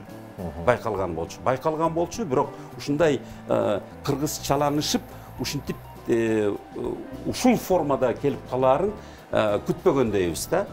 Бирок бул геосаясаттык маселе деп эсептейм. Биз 91 жылы социалисттик системадан баш тартканбыз. Социалисттик экономиканын кереги жок деп. Мамлекеттик үстөмдүк кылган экономиканын кереги жок. Эл менчикке ээ болсун, эл өзүнүн ишкерлигин өзү жасасын, ошол ишкерликке тиешелүү эркиндигине өзү ээ болсун деп. Мурдакыдай коммунисттик идеологиянын кереги жок бизге. Бизге адамдын эркиндиги корголсун жана сөз эркиндиги корголсун деп бурулганбыз. Бирок Орусия 20 жыл мурда, биз алардын артынан ээрчип 15 жыл мурда кайра жарыялабастан ошол социалисттик да экономика эмес, коммунисттик да идеология эмес, бирок капиталисттик жана демократиялык багыттагы эмес, кандайдыр бир жаңы өзүбүзчө бир олигархтык системага айланып бурулуп баратабыз да. Орусияда бул орнолуп деле калды. Анын аталышы мамлекеттик олигархат деп дагы аталган бир сөздөрү бар. Биз ошолордун артынан ээрчиген бир акыркы вагондой болуп атабыз да.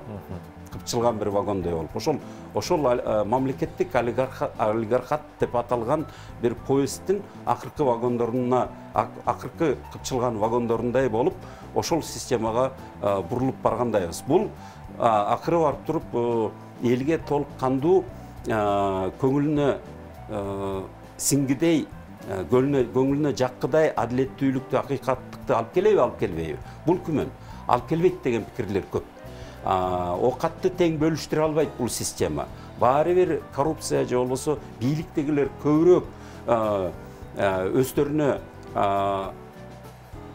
мурдакы социалисттик системадагыдай привилегия деп аталчу эле ошо бийликке тиешелүү шарттарды, ыңгайлуу шарттарды, башкалардын акысынан ээленген ыңгайлуу шарттарды түзүп алышат дагы, башкалар баары бир көз каранды болуп ылдыйкы катмарда топтолгон жумушсуз адамдардын саны кайра деле көбөйө бериши мүмкүн.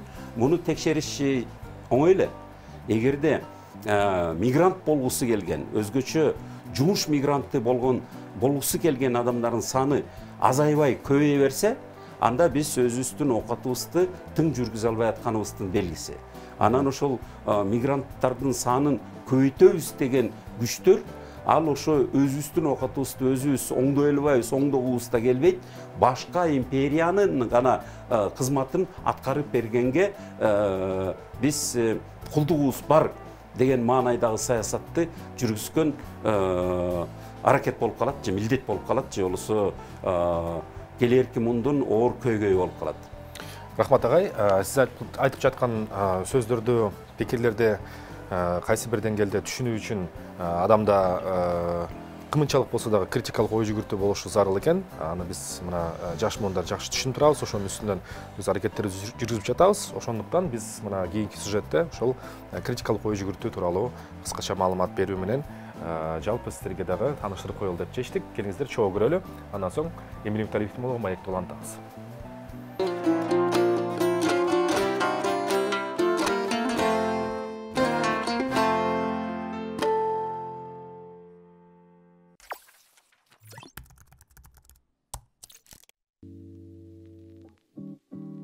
Күн сайын биздин алдыбызда чечимдер деңизи турат. Алардын айрымдары кичинекей жана маанисиз, башкалары биздин жашообузга чоң таасирин тийгизет. Мисалы, мен кайсы саясатчыга добуш беришим керек? Жаңы диетаны колдонуп көрсөмбү? Электрондук почта аркылуу миллионер боло аламбы? Бизден көп чечимдерди күтүшөт. Бирок ар дайым кемчиликсиз тандоо жасай беришибиз мүмкүн. Бирок жакшы чечим кабыл алуу мүмкүнчүлүгүн көбөйтүүнүн көп жолдору бар. Сынчыл ой жүгүртүү бул өтө натыйжалуу метод. Бул кырдаалда кылдаттык менен калыбына келтирүүгө жана жашыруун көйгөйлөрдү табууга мүмкүндүк берген көйгөйгө жакындоо ыкмасы. Мисалы, бир жактуулук жана манипуляция сыяктууларды түшүнсө болот. Сынчыл ой жүгүртүү туура чечим кабыл алууга жардам берет. Өзүңүз туура сезген чечимди тандоонун ордуна сынчыл адам изилдөө жана күмөн саноо үчүн бардык мүмкүн варианттарга баш ийет. Ага жеткиликтүү ыкмаларды колдонуп, эң пайдалуу жана маанилүү маалыматтардан башкасын жок кылат. Сынчыл ой жүгүртүүнү колдонуунун көптөгөн жолдору бар. Биринчи, көйгөйүңүздү далилдеңиз. Башкача айтканда, сиз өз максатыңызды түшүнүшүңүз керек. Бул ар дайым эле оңой боло бербейт. Мисалы, жаңы диета тандап атсаңыз, анын тандаган себеби ар кандай факторлорго байланыштуу болушу мүмкүн. Мисалы, 1-2 жумада гана натыйжаларга убада бар болушу мүмкүн. Бирок сиз чечимге диета менен так эмнеге жетүүнү каалагандыгыңыз жөнүндө так ой менен кайрылышыңыз керек. Экинчи, маалымат чогултуу. Айланаңызда көптөгөн маалыматтар бар.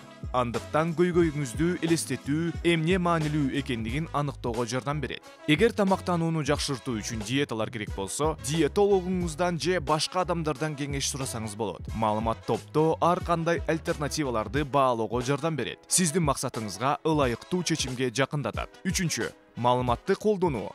Бул өзүңүзгө маанилүү суроолорду берүү менен ишке ашат. Чечим кабыл алууда өзүңүздөн сураңыз. Кайсы идеялар иштейт? Жоопкерчилик кандай? Мисалы, сизге миллион акча жөнүндө убадаларды берген электрондук почта жөнүндө ойлонуп көрүшүңүз керек. Бул кырдаалда мен кайсы ой менен чечим кабыл алам? Фактынын негизинде жөнөтүүчү чындыкты айтып жатабы деп ойлонушум керек. Жок дегенде бир аз акча утуп алам деген ой логикалуубу деген суроого жооп бериш керек. 4. Анын кесепети жөнүндө ойлонгула. Элестетип көрүңүз. Май куюучу жайларда бензиндин баасын төмөндөтөм деген убадасынын негизинде талапкерди тандап жатасыз. Бир караганда уккулуктуу угулат, бирок экологиялык узак мөөнөттүү таасири жөнүндө эмне айтууга болот? Эгерде бензин колдонуу жеткиликтүү болуп калса, анда бул абанын кеңири булгануусуна алып келиши мүмкүн. Бул жөнүндө да ойлонушубуз керек. 5. Башка көз караштарды изилдеп, талапкерлердин айткандарынын баарына макул болсоңуз дагы, карама-каршы көз караштарды талапкерлердин стратегиясына эмне үчүн ушунча адам тартылып жаткандыгын ойлонгула. Бардык мүмкүн болгон ойлорду карап чыгуу сизге ылайыксыз программалар эмне үчүн башкаларга жагымдуу экендигин түшүндүрүп берет. Бул сиздин варианттарыңыз жөнүндө билүүгө, өзүңүздүн тандооңузга баа берүүгө жана акырында кыйла негиздүү чечим кабыл алууга мүмкүндүк берет. Бул 5 кадамдуу ыкма. Албетте, чечим кабыл алуу процессин сиздин жашооңуздан жок кыла албайт. Бирок бул ыкма жашооңуздагы туура чечимдердин санын көбөйтүшү мүмкүн. Сынчыл ой жүгүртүү, маалымат деңизин сүзүп өтүү, издегенибизди так табууга жардам берет. Ушул ыкманы колдонуп, дүйнөнү маңыздуу жерге айландырууга болот.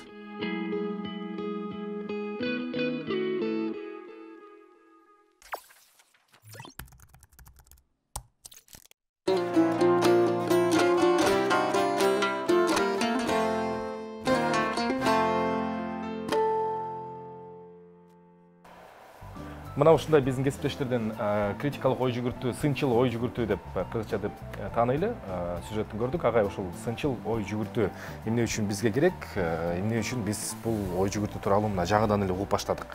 Болбосо сиз жогоруда бир мурдакы интервьюда айткан сөзүңүз бар эле.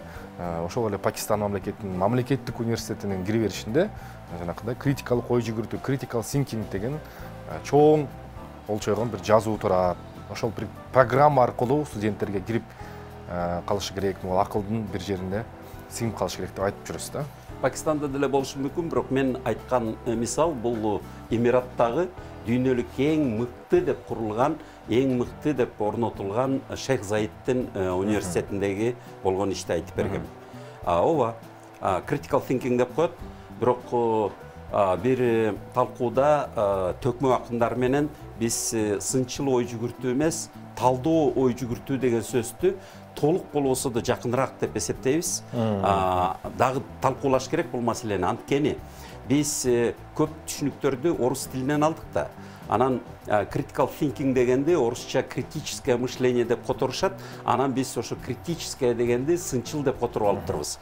Бирок ошол жерден мааниси тескери болуп кетиши мүмкүн. Анткени биздин орус системасында жашап, биз критика деген сөз, сын деген сөз, бул сындоо деген сөзгө жакын. Critical thinking ошол сындоо менен, сындоодон асман менен жердей алыстыгы бар да. Бул сындоо эмес, бул талдоо көбүнчө. Талдоо. Ошондуктан биз critical деген сөздү орусчага которбой, орусчадан которбой, өзүбүздүн биз тереңирээк мааниси, жакыныраак сөздөрдү тапканыбыз оң болот эле.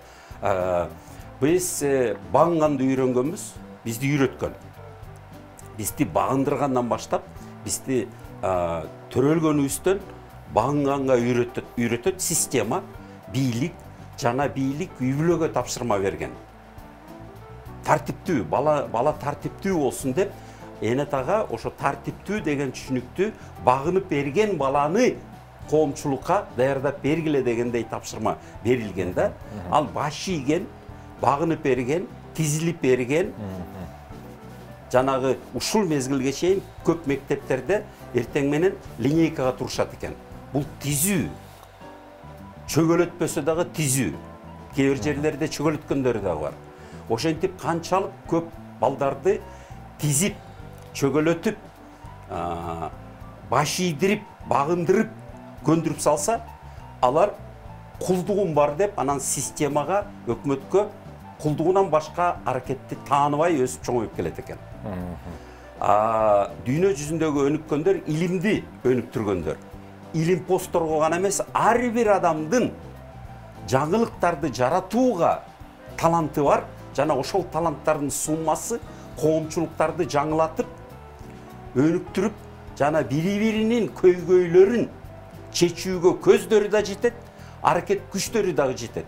Ошентип алар күчтүү, бай, өнүккөн жана башкаларга үлгүлүү болуп, алардын жасаган нерселери биз импорт кылабыз. Биз жасаган нерселерибизди эч ким импорт кылбайт, керектебейт. Анткени биз багынганды гана билебиз, бирок өнүктүргөндү биздин мээбиз, күч аракетибиз, эркиндигибиз анчалык өрчүгөн эмес. Ошентип critical thinking бул биринчи ирет ошо мээни багындыруу эмес, а мээге эркиндик, чексиз эркиндик.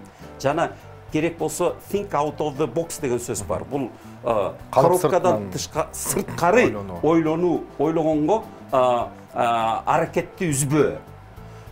Эркиндиги чексиз болуш керек. Ойдун дагы, пикирдин. Ар бир адамдын эркиндиги башка адамдын эркиндиги башталган жерден гана чектелет. Ошентип бул акыл эстин башкача өнүгүүсү. Эгерде сиз чуркай берсеңиз, бутуңуздун булчуңу өсөт. Эгерде штанга көтөрө берсеңиз, колуңуздун булчуңу өсөт. Бирок эгерде баланы тарбиялап атам деп багындыра берсеңиз, анын кайсы бир нейрондору өчүп калат дагы, багынууга үйрөнгөн нейрондору гана өсөт. Эгерде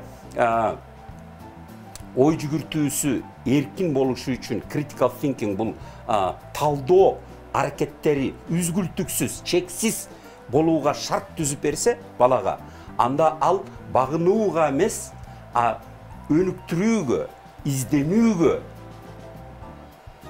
жумшалган нейрондору өсөт экен. Ошентип баланын төрөлгөнүнөн кайсы нейрондору өсөт, кайсы нейрондору өчүп калат, бул эн атанын жана коомчулуктун жана мамлекеттин колундагы курал болуп калышы мүмкүн. Тоталитарлык мамлекеттер кичинекей шагындагы баладан баштап, анан кишилердин жана коомчулуктун ошол эркиндикке умтулган кыялын, мүнөзүн жана мээсинин өнүгүүсүн өчүрүп салат экен. Демократиялык өлкөлөрдө ар бир адамдын өнүгүүгө салымы элдик байлык деп төрөлгөн баладан баштап ар бирөөнүсүнүн изденүүгө умтулуусун колдоп турушат экен. Чектебей, кайра колдоп турушат экен. Ошонусу менен биз анан айырмаланып кетет экенбиз. Алардын арасынан Элон Масктар чыгат экен, Стив Джобстар чыгат экен. Биз болсо ошол биз анан багынганды билет экенбиз. Анан бизди багындырган күчтү мазохисттерге окшоп садисттерди, саясий садисттерди күтүп калат экенбиз. Айырмачылык жөнөкөй айтканда ошентип дагы түшүндүрсө болот. Ата-эне балага болгон берген тарбиясы сыяктуу эле мамлекеттин элге берген бир гана экономикалык жана башка жыйынтыктардан башка ошол демократиялык демократиянын негизинде өнүктүрүп кетүү деп атпайсызбы? Мындай бир сөз бар экен да. Бир баланын ата-энеси канчалык баласын катуу кармаса, канчалык урушуп, зекип бир муштумда кармап турса, ошончолук баласы алдамчы болуп чоңоёт деген бир сөз бар да. Сиз ушуга кандай мүмкүн ал жөнүндө тереңирээк сөздү Элайс Мюллер, Янош Корчак, Мария Монтессоринин сөздөрүнүн мурасынын негизинде уланса болот. Алар 70 жыл мурда дүйнөгө эң алдыңкы педагогика илиминин мурасын сунуштап кетишкен экен. Ошондуктан өнүккөн өлкөлөр жаратман өлкөлөр. Машине, телефон, айфон, интернеттерди жаратып аткан өлкөлөр бизге керектелчү нерселерди экспорт кылып аткан эл. Алар тарбиялоо деген сөздөн баш тартыптыр. Тарбиялоо бул дрессировка менен барабар болуп калган. Ал 20-чы кылымдын башында аскерге жана фабрика заводдорго керектелчү адамдарды тарбиялап, ошолорго конвейерге тизип бере турган адамдар тарбияланчу. Мындан ары тарбия бул кулдук маанайдагы түшүнгөн аракет болуп калат. Анын ордуна биз ар бир адам, ар бир балага, ар бир баланы тарбиялоо эмес, тарбия деген сөздү чытап салып, ар бир баланы кабыл алганды үйрөнүшүбүз керек. Түшүнгөндү үйрөнүшүбүз керек. Колдогонду үйрөнүшүбүз керек. Жана кубаттаганды үйрөнүшүбүз керек деп. Анан мага жакканы азыр эң акыркы илимдин негизинде ошол эле изденген жана дүйнөгө жаңылыктарды жаратып аткан балдарды өстүрүп чоңойгон коомчулукта алар бүгүн бир гана сунушту айтышат. Мектептин дагы, мугалимдин дагы, эне танын дагы бир гана милдети бар дейт. Окутуу эмес. Ар бир балага өзүнүн ишеничин арттыруу, жаратуу жана колдоо болгон ушул аракет. Калганын баарын бала өзү жасайт деп. Ар бир баланын өзүнө болгон ишеничин жаратуу жана колдоп туруу. Калганын баарын бала өзү жасайт. Аны үйрөтөм, окутам деген бул кээде ашыкча күчтүү болуп калышы мүмкүн. Жана айылдык балдар кыйыр жолдон, тоодон ат мингенде шаардык балдар жулкулдатып аны жанынан коркуп атты кичине кыйнай баштайт. Анда айылдык балдар айтат шаардык байкелерине: "Тим коюңуз, өзү жолунда. Аттын да жаны бар" депчи. Аттын жаны бар, ат жолун табат. Бала андан бетер. Инстинкти күчтүү, инстинкти ак.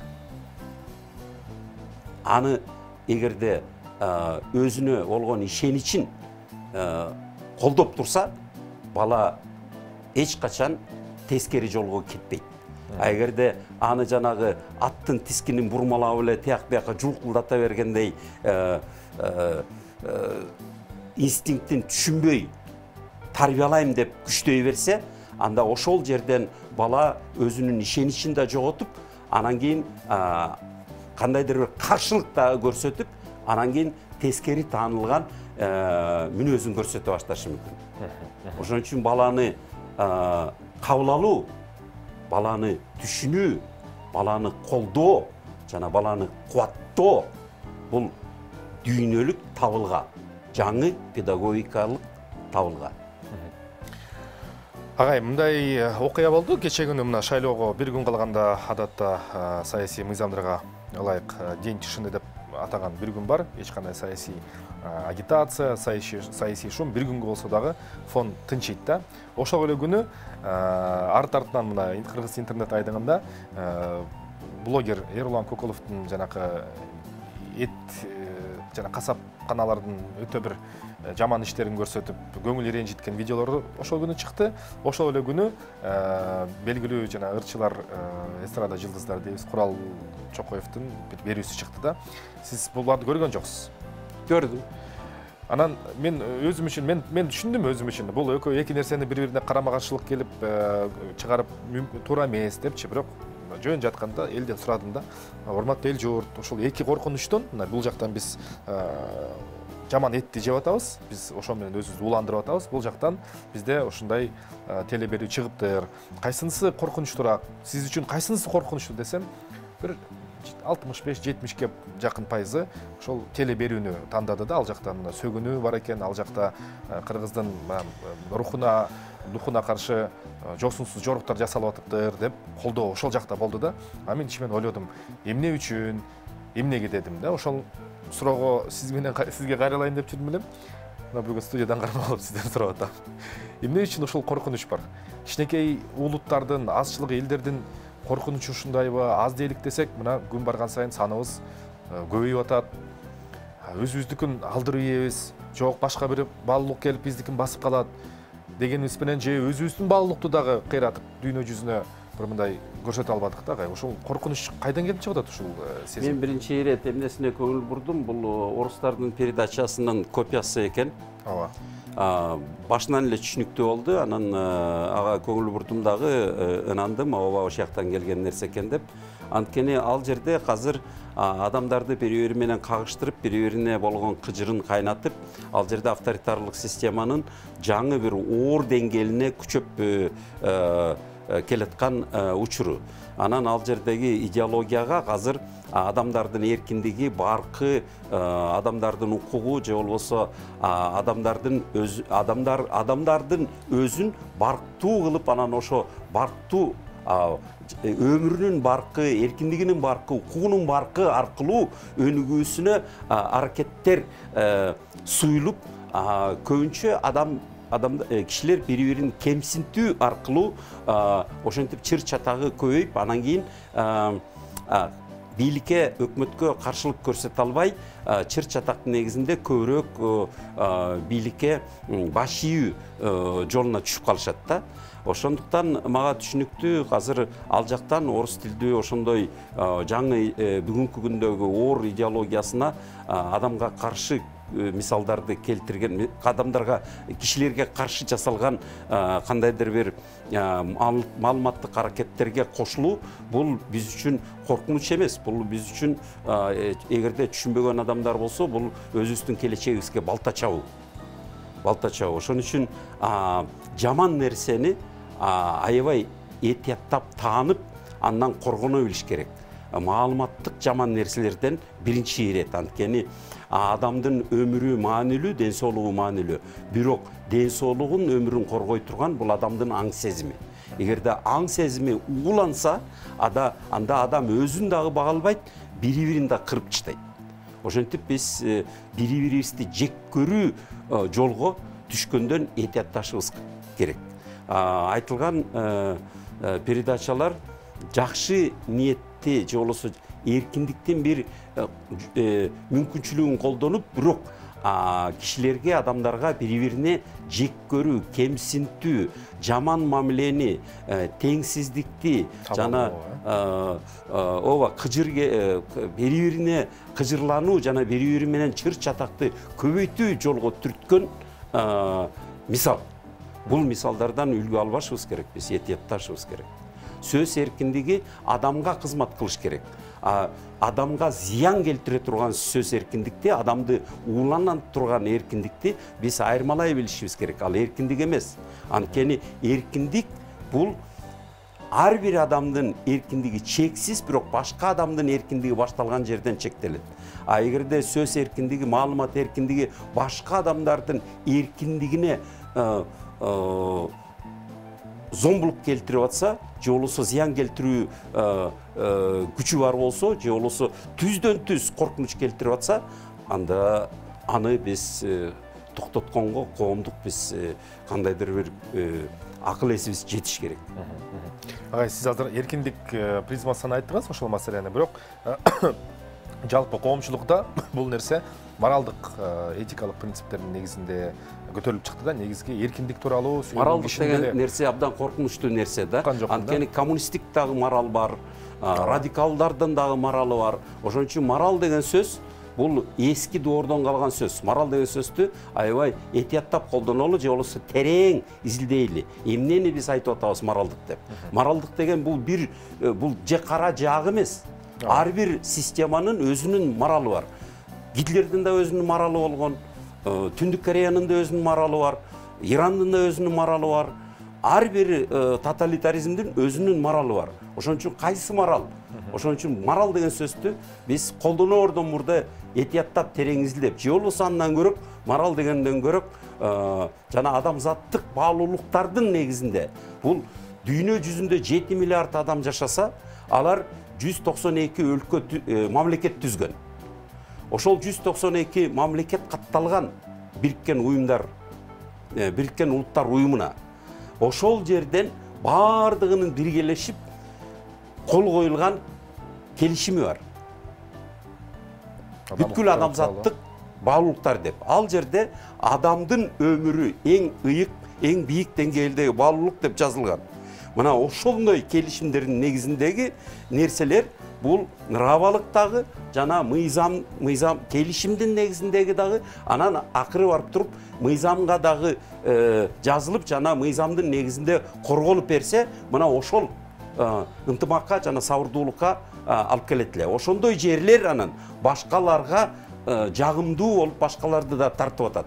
Мына Кытайлар да, арабтар да Европага көчүп баргысы келет, орустар да, кыргыздар дагы.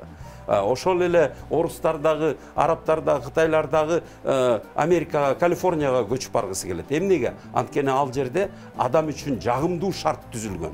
Ал жерге жаныбарлар да корголот, бактарлар да, өсүмдүктөр дагы, адамдар дагы корголот. Кайсы жерден келбесин. Мына ошондой адамга жагымдуу шартты түзө билишибиз керек. Кечиресиз, моралдык деген сөздөн мындай кеңири ой болуп кетти. Бирок моралдык сөздөн этияттайлы, бул морал деген сөз коркунучтуу сөз. Ошол идеология деген сөзгө окшоп эле. Идеология деген сөздү көп айтышат, а идеология бул биринчи ирет, эгерде башка идеяларга жол берилбей, плюрализмге, сөз эркиндигине жол берилбей, бир гана ой пикир монополго ээ болуп, башкаларды четке кагып, нацисттик идеологияга айланган, коммунисттик большевиктердин идеясы идеологияга айланган. Ошентип биз идеологиядан да коркушубуз керек, морал деген сөздү дагы этияттап колдонушубуз керек, менин оюмча. Рахмат агай, ошол сөздү мына элде колдонуп жүрөт, анан Маданият министрлиги дагы ошол негизге салып турганан өзүнүн сынын айтты. Сиз келип бергениңиз үчүн чоң рахмат агай. Адатта биздин коногубузга айланып бара жатасыз, экинчи жолу көрүшүп атабыз сиз менен эфирде. Дагы да келип турушуңузду суранабыз. Сиздин ойлоруңузга биз муктажбыз. Чоң рахмат. Бизде конокто ишкер Кыргыз концепт компаниясынын негизчүсү Эмиль Үмүталиев болду. Азыр бизде жарнамалык блок, андан соң кечеки шайлоого сереп салган байкоочу болуп келген уюмдар менен жолугабыз.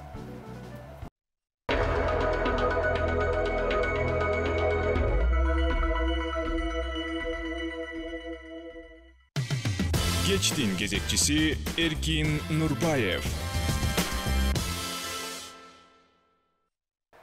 Кечеки шайлоонун жыйынтыктары жалпы жүзүнөн дүйнө жүзүндөгү практикага таянсак, бул ошо байкоочулардын негизинен келип чыгат. Ошондуктан биздин жыйынтыктоочу мейманыбыз Жалпы иш коомдук фондунун узак мөөнөттүү байкоо жүргүзүү боюнча эксперт, талдоочу Арсланбек Өмүрзаков.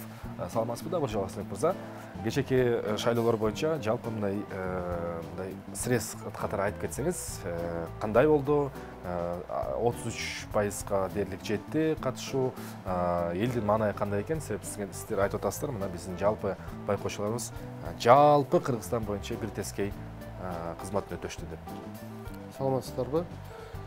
Биздин жалпы иш коомдук фондубуз байкоочулардын негизинде анализ жүргүздүк. Анализ жүргүзүп, андан тышкары бардык эле шайлоо айтылгандан баштап, ошол периодтон баштап шайлоого чейин периодду камтып, бардыгын анализ кылып келдик. Биздин 54-58 узак мөөнөттөгү байкоочуларыбыз бар болчу. Андан тышкары да 8 координатор ар бир райондордо, ар бир территориалдык шайлоо комиссияларынын бардыгын камтыды. Алардын иштерин жүргүзгөн, анализ кылышты. Андан тышкары кечээ шайлоо күнү биз 500 кыска мөөнөттөгү байкоочуларды дагы тарттык өздөрүбүзгө. Андан тышкары дагы 8ге жакын эксперт, юристтерди ишке алып келдик. Алардын маалыматтарынын бардыгын анализдеп келип, биз өзүбүздүн жыйынтыгыбызды бүгүн алдын ала чыгардык. Эми бул алдын ала эле жыйынтык болуп атат. Кийинки финалдык жыйынтыкты болсо, акыркы жыйынтыкты бир айдын ичинде чыгарып беребиз.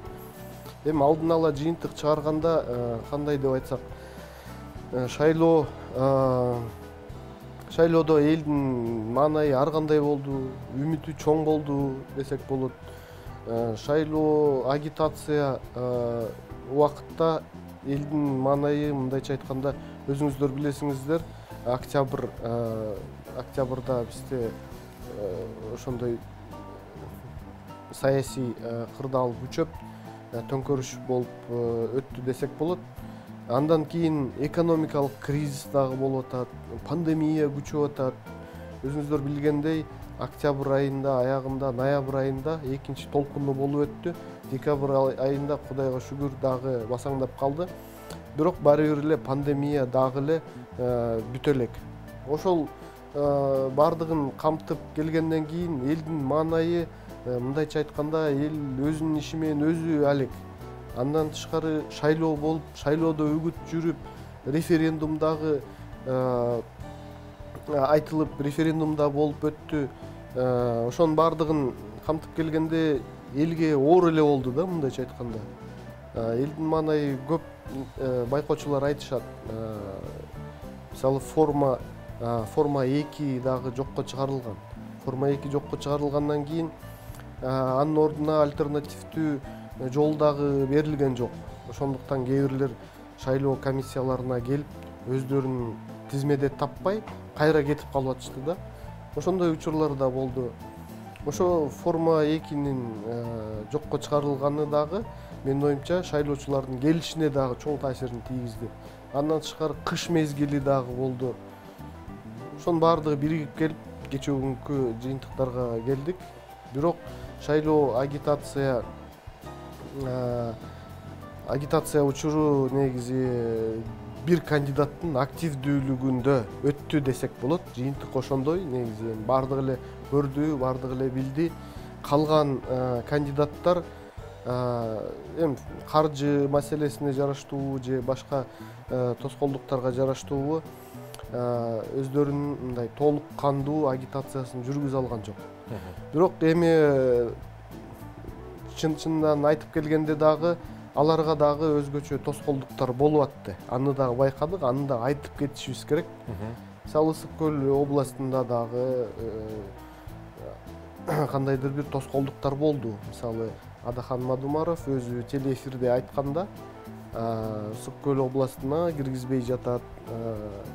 Ошол жердеги агитаторлорун, Мадумаровдун агитаторлорун коркутуу жүргүзүп, келбесин деп айтышты деген да учурлар болгон.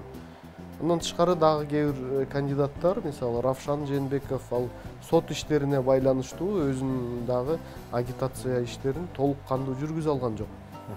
Ал дагы бир кандайдыр бир тоскоолдук болду да.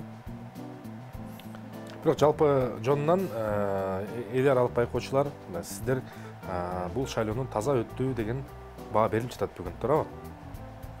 Эми биз эл аралык эмеспиз. Биз жок, ошо алар менен кошо аларды кошо, анан сиздер дагы. Биз ички эле байкоочуларданбыз, баардыгыбыз эле байкоочулар өзүбүздүн эле жарандар, өзүбүздүн эле адамдарыбыз. Эми массалык мыйзам бузуулар болду деп айтуудан алыспыз. Бирок мыйзам бузуулар болду. Аларды дагы айтып кетиш керек. Процедуралар, мыйзамдар да болду, асуулар иштебей калды жана автоматташтырылган урналар кээ бир жерде иштебей калды, бирок кайра иштетип кандайдыр бир жол менен кайра иштетип, оңдоп неметип, бирок баары бир бул тоскоолдук болду да. Эми жалпысынан алганда мындай проценти менен шайлоонун жыйынтыгында таасирин тийгизген жок эми ал. Бирок тоскоолдуктар, мыйзам бузуулар болду, аларды айтып коюш керек, алар менен күрөшүш керек. Андан тышкары дагы мыйзамыбызды мындан да жакшы, мындан да ачык өткөргөнгө аракет кылышыбыз керек.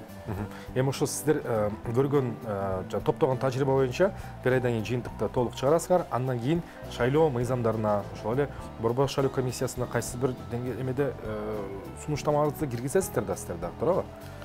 Ооба, биздин 5 юристибиз ошо Борбордук шайлоо комиссиясында отурушту. Алар тажрыйбалуу юристтер болуп эсептелинет. Алар ошо Борбордук шайлоо комиссия менен чогуу иштеп, кээ бир жерлерин, кээ бир кемчиликтерин ошол эле моментте Борбордук шайлоо комиссиясынын токтому менен бекитип же бир чечимдерди кабыл алып келатышты. Андан тышкары биздин фонд дагы көптөгөн кемчиликтерди айтып, аларды мындай жокко чыгарылган учурлар болду. Биздин байкоочулар дагы УШКларда же ТШКларда кандайдыр бир кемчиликтер болсо, сөз менен айтып койгондо эле ошол эле жерден кайра ордуна келип калат да. Ошондой учурлар болду. Ошондуктан мен ойлойм, бул байкоочулардын ролу чоң деп. Албетте. Эми жалпысынан эң көп кетирилген катачылыктар, кемчиликтер кайсы темада болот? Кайсы жерде болот негизгиси? Себеби бурдакыдай, эми сиз айткандай, бурдакыдай массовый сброс кылып, карусель айланып ийген азыркы электрондук системада мүмкүн, бирок өтө пайыздык өлчөм азайды да. Андан башка кандай иш аракеттер болду? Эми туура айтып атасыз. Биздин мыйзам жакшы башка мамлекеттерге салыштырмалуу мындай ачык, айрым демократиялык принциптерге дал келе турган системаны түздүк. Ошо автоматташтырылган система киргизгенден кийин дагы биздин шайлоолорубуз көбүнчө учурда мындай ачык, айрым, таза өтүп атат десек болот. Бирок ага болбой эле мыйзам бузуулар, кандидаттар же партиялар мыйзам бузууларды көбүнчө агитация периодуна алып келишкен да. Мисалы жана өзүңүздөр билгендей, октябрь окуяларында, октябрдык парламенттик шайлоолордо форма 2 боюнча мыйзам бузуулар кандай аябай массовый болгон, массалык түрдө болгон. Эми форма 2-ни жокко чыгаргандан кийин ал массалык мыйзам бузуулар жоголду. Бирок ошону менен шайлоочулардын келиши дагы азайды да. Шайлоочулар алардын бардыгы өзүнүн укугунан ажыратылып калды да.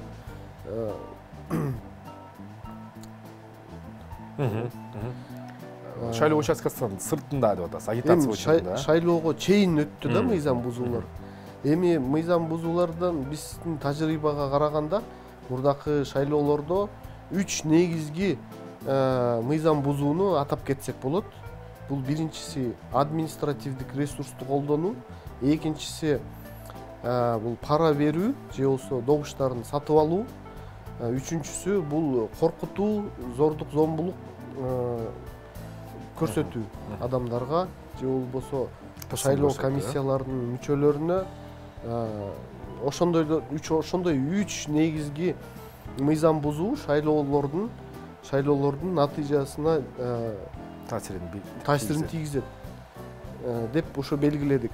Эми административдик ресурс боюнча колдонуу азыркы учурда азыр мындай ачыкка чыгарып, толук далилдеп чыгарган оор болуп атат да. Анткени элдин көбүнчөсү эми айыл жеринде, райондордо өзүңүздөр билгендей кичинекей айылда мектепте мугалимдер иштейт, больницада иштейт. Алар бардыгы эле бири-бирин таанып жүрүшөт. Анан ошондой учурда эми кантип ачык айтам деп мындай өзүн тыйып адамдар ошондой мамиле кылышат. Бирок баары бир эле болбой эле эми ушак тараптан же болсо сөз тараптан чыгып келип атат. Мыйзам бузуулар административдик ресурс колдонуп атат деп. Же болбосо кээ бир учурларда жергиликтүү бийликтер өздөрү эле инициатива көтөрүп мыйзам бузууларга алып келип атат да. Негизги кандидаттар аларды суробаса деле же болбосо борбордон мындай сигнал келбесе деле өздөрү эле кошомот айтып же болбосо өзүн көрсөтүп административдик ресурсту колдонуу чаралар, окуялар болуп атат да. Болду десек болот. Болду, аларды ачыкка чыгарыш керек. Андан тышкары укук коргоо органдары дагы реакциясы мындайча айтканда оңдошубуз керек да. Оңдошубуз керек, аларга мындай директиваларды беришибиз керек. Кайсы учурда кандай реакция болуш керек. Мисалы бизде болсо бир окуя болду. Алар ошо байкоочунун көрсөтмөсүнүн негизинде талдоо жүргүзбөй, тескерисинче байкоочуну келип аларды суракка алып атат да. Суракка алып, алар кандай болду деп мындай басым жасаганда да учурлар болду. Ошондуктан бул жерлерибизди оңдошубуз керек. Ошондой учурларды ачыкка чыгарып, туура талдап, туура натыйжага алып келишибиз керек. Биздин мына убактыбыздын акыркы бөлүмүндө жалпы иш коомдук фондунун быйылкы 2021 жылга жазып койгон, тизмектеп койгон иш планыңыздар болсо керек. Себеп дегенде быйылкы жыл шайлоого аябай кандай бай болуп отурат. Кийинки шайлоолор кайсылары болот экенин баягы божомолдуулар болуп атат. Түшүнүктүү, азыр конституция жана башка көчөдөн эле шайлоо болду. Иш аракетиңиздерди кайсы жакка жумшайсыздар? Катарыңыздар көбөйөбү? Бүгүнкү ушул иш даярдыктарыңыздар кандай болуп жатат? Эми биздин пландар биринчи эле учурда бул президенттик шайлоо болчу, анан референдум. Эгер биринчи турда уткан кандидат белгисиз болуп калса, анда экинчи туру болуп өтмөк. Ага дагы мындайча айтканда бир пландар бар болчу, бирок өзүңүздөр билгендей бир эле тур менен чектелип бүттү. Андан тышкары эми мен ойлойм дагы алдыда парламенттик шайлоо бар. Андан тышкары конституцияны өзгөртүү боюнча жаңы инициативалар чыгып атат. Ал конституцияны толук кандуу мыйзам чегинде кабыл алсак, анда дагы бир референдум жүргүзүүбүз зарыл.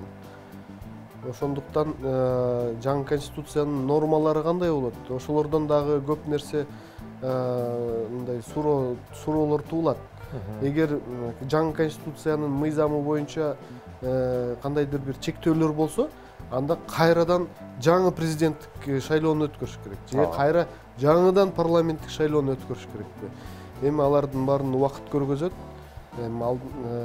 Биз ойлойбуз, бардыгы эле стабилдүү болот. Азыркы учурда бардык эле кандидаттар айтып атышат, бизге биринчи учурда эле стабилдүүлүк керек. Түшүнүктүү. Дагы көп нерсе алдыда экен. Сиздердин ишиңиздер дагы мол алдыңыздар да. Ийгиликтер каалап өтөлү. Ошол көп шайлоо өткөн сайын шайлоо берүүчүнүн, шайлоо өткөзүүчүнүн дагы эки тараптын тең жогорку маданияты жогорулайт деген жакшы илгери үмүт менен сизге ийгилик каалап өтөлү. Бизде конокто Жалпы иш коомдук фондунун узак мөөнөттөгү байкоо жүргүнчүсү боюнча эксперт Арсланбек Өмүрзаков болду. Чоң рахмат сизге. Рахмат. Ал эми биз болсо бүгүнкү эфирибизде ушу менен жыйынтыктайбыз. Сиздер менен иш күнүнүн кечки телеберүүсү болду. Өзүңүздөр билгендей 2 саат бою биздин эфирибиз мына Одноклассники, Facebook жана ошондой YouTube социалдык желилеринде чыкты эле. Дал ушул көрсөтүүбүз 2 сааттан кийин жалпы Кыргызстандын Бишкек каналы TV1 Чекит KG телеканалдарынан көрсөңүздөр болот. Андыктан кечээки шайлоодо жалпы эл журтубузга биринчиден биримдик, тынччылык, консолидация алып келсин. Андан кийинки иштерди жалпы сиздер менен биргеликте уланталы. Анда эмесе кийинки эфирге көрүшкөнчө сак саламатта туруңуздар.